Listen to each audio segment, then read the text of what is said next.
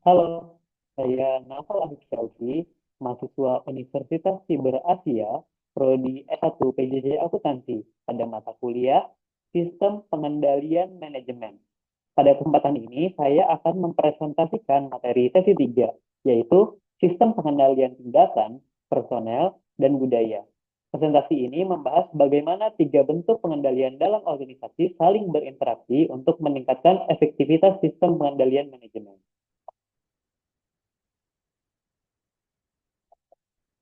Dalam organisasi modern, pencapaian tujuan strategis tidak hanya bergantung pada perencanaan, tetapi juga pada bagaimana perilaku individu diarahkan.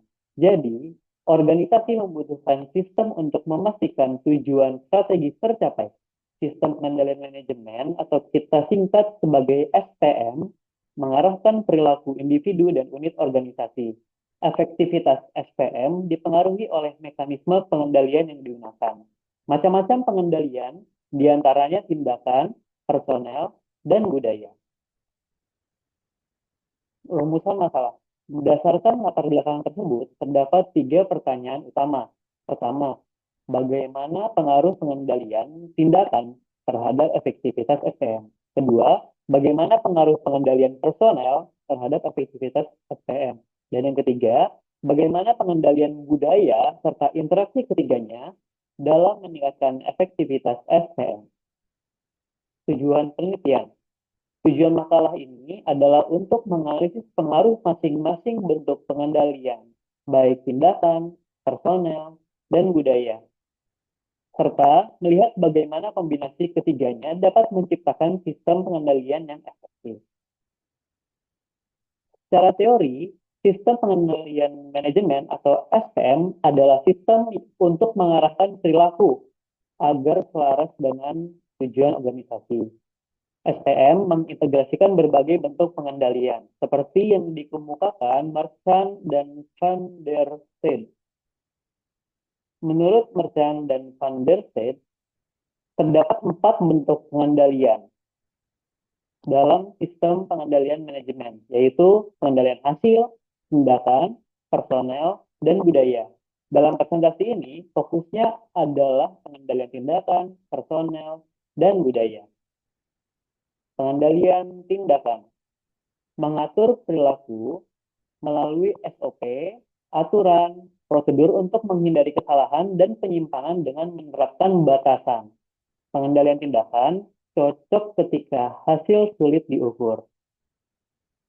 4 macam pengendalian tindakan. Yang pertama, pembatasan perilaku, baik pembatasan fisik seperti penambahan kata sandi atau akses ke ruang tertentu, dan administratif seperti pemisahan tugas.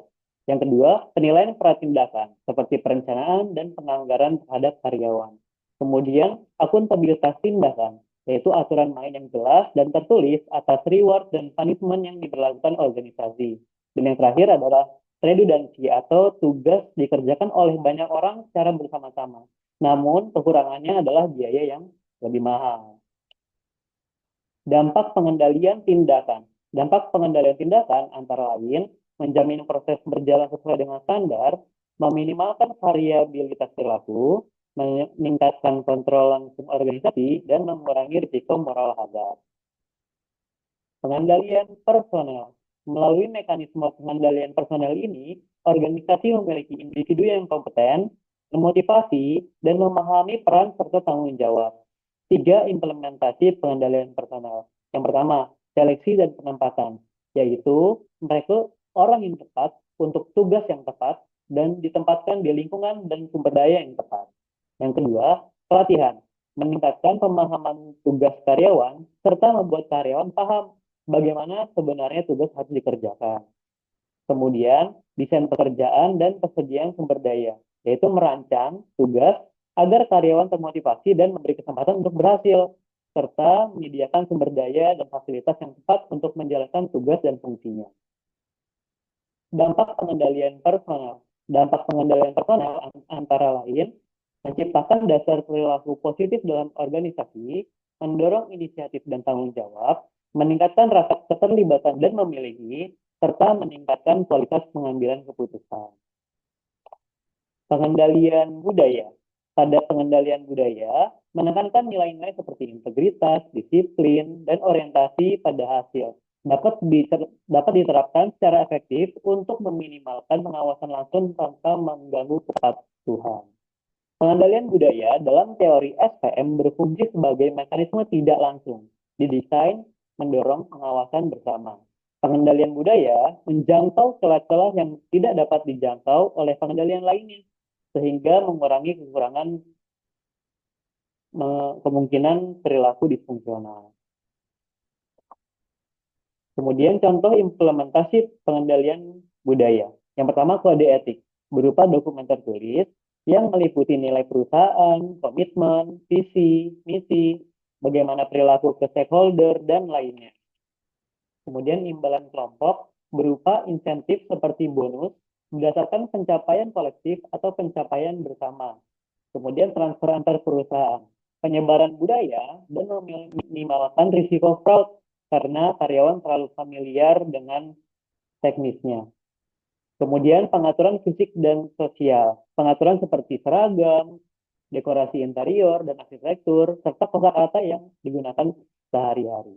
Kemudian tone at the top, yaitu pihak level atas dan manajemen, konsisten dengan budaya organisasi, melakukan apa yang dikatakan.